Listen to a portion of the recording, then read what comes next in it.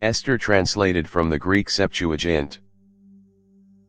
Chapter 1.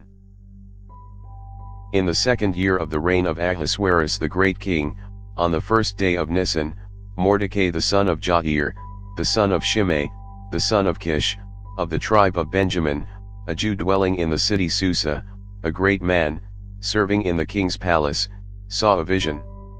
Now he was of the captivity which Nebuchadnezzar king of Babylon had carried captive from Jerusalem, with Jeconiah the king of Judea.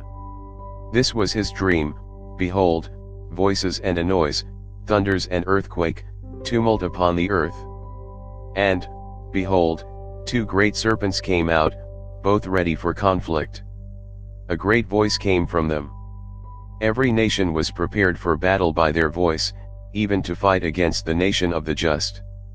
Behold, a day of darkness and blackness, suffering and anguish, affection and tumult upon the earth. And all the righteous nation was troubled, fearing their own afflictions. They prepared to die, and cried to God. Something like a great river from a little spring with much water, came from their cry. Light and the sun arose, and the lowly were exalted, and devoured the honorable. Mordecai, who had seen this vision and what God desired to do, having arisen, kept it in his heart, and desired by all means to interpret it, even until night. Mordecai rested quietly in the palace with Gabbatha and Dara the king's 2 chamberlains, eunuchs who guarded the palace. He heard their conversation and searched out their plans.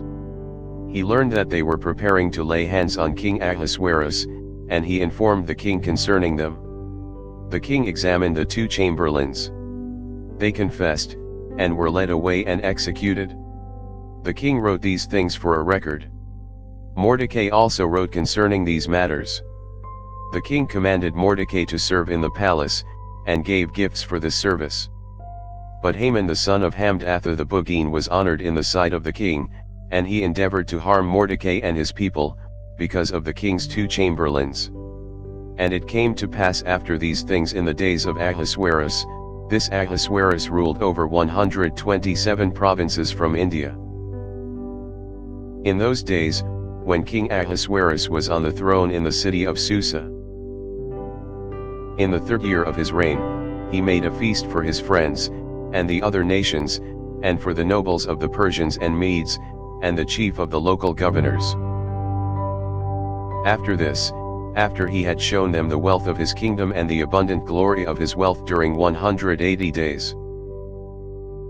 When the days of the wedding feast were completed, the king made a banquet for the people of the nations who were present in the city for 6 days, in the court of the king's house, which was adorned with fine linen and flax on cords of fine linen and purple, fastened to golden and silver studs, on pillars of white marble and stone.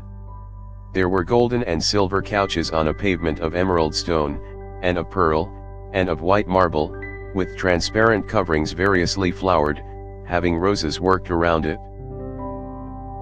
There were gold and silver cups, and a small cup of carbuncle set out of the value of 30,000 talents, with abundant and sweet wine, which the king himself drank. This banquet was not according to the appointed law, but as the king desired to have it. He charged the stewards to perform his will and that of the company. Also Vashti the queen made a banquet for the women in the palace where King Ahasuerus lived. Now on the 7th day, the king, being merry, told Haman, Bazan, Dara, Baraz, Zetholta, Abadizah, and Theraba, the 7 chamberlains, servants of King Ahasuerus, to bring in the queen to him, to enthrone her, and crown her with the diadem, and to show her to the princes, and her beauty to the nations, for she was beautiful. But Queen Vashti didn't listen to him to come with the chamberlains, so the king was grieved and angered. And he said to his friends, "This is what Vashti said. Therefore pronounce your legal judgment on this case." So Archesius, Sasathius, and Maliseer, the princes of the Persians and Medes, who were near the king, who sat chief in rank by the king, drew near to him, and reported to him according to the laws what it was proper to do to Queen Vashti, because she had not done the things commanded by the king through the chamberlains. And Memucan said to the king and to the princes, Queen Vashti has not wronged the king only, but also all the king's rulers and princes. For he has told them the words of the queen, and how she disobeyed the king, as she then refused to obey King Ahasuerus. So this day the other wives of the chiefs of the Persians and Medes, having heard what she said to the king, will dare in the same way to dishonor their husbands.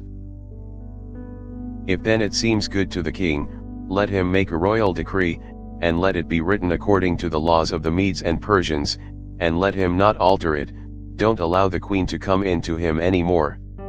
Let the king give her royalty to a woman better than she. Let the law of the king which he will have made be widely proclaimed in his kingdom. Then all the women will give honor to their husbands, from the poor even to the rich. This advice pleased the king and the princes, and the king did as Memucan had said, and sent into all his kingdom through the several provinces, according to their language, so that men might be feared in their own houses. Thanks for listening. If you liked our video, give us a thumbs up and subscribe, it really helps.